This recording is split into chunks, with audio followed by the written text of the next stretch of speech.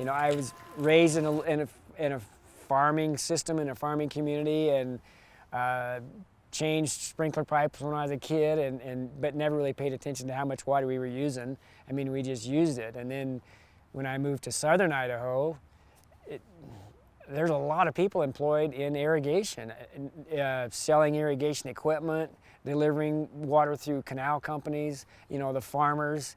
But as far as me getting into the work of it, I don't think it was a choice. It was just, there's just a lot of employment opportunities in water delivery.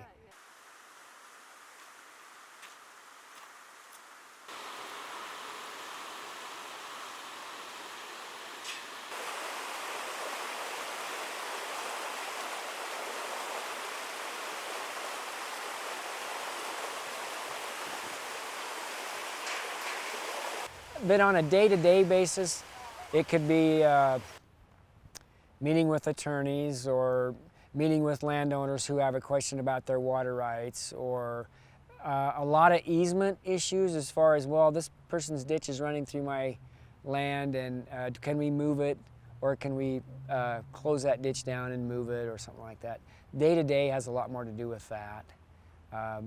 Basically, this time of year, right in the middle of the summer, we do a lot of water regulation, but that's just a tiny portion of the year is water regulation. That's really the large picture of our job, but we really only do it for a short time during the summer, and then everything else is kind of the legal management of the water. Wow.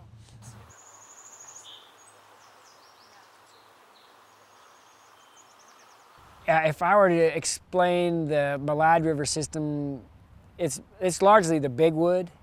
So it starts at, say, Galena Summit, but it's also the Trail Creek Summit or East Fork Summit, and all those high mountains have snowpack. Most of that water runs into the Big Wood system. And then, but snowpack also influences the Wood River, or the Bellevue Triangle Aquifer. I don't even know if it has a really official name, but there's an aquifer south of Bellevue, so snowpack feeds that too. So we have the Big Wood River coming through this main part of the Wood River Valley, but we also have that aquifer feeding the headwaters of Silver Creek through Loving Creek and all those other little tributaries. So then we have Silver Creek running out that south east corner of the triangle, and Big Wood running out the southwest corner of the triangle. Then we have the Littlewood River way over by the Cary Valley.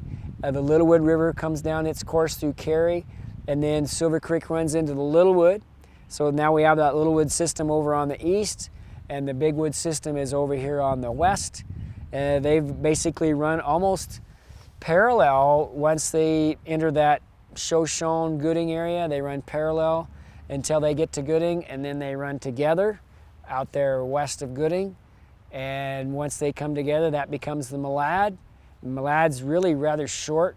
The Malad River itself is probably only 10 miles long. It's a very short little coupled river.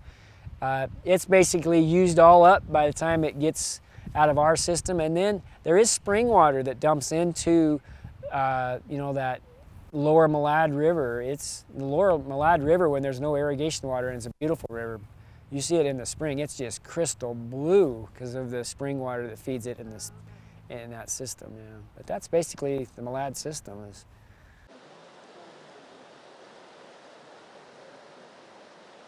Big Wood River is really a high mountain stream, and it's from its source to when we use it all up, it's very short, and it's still rather cold water. I mean, a cold water system.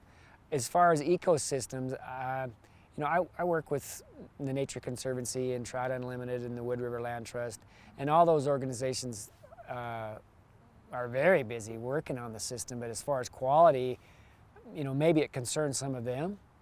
But I have a perspective of other river systems. I think it's a very healthy river, very beautiful, very, you know, cold, clean, all that kind of stuff, as compared to a lot of systems in Idaho.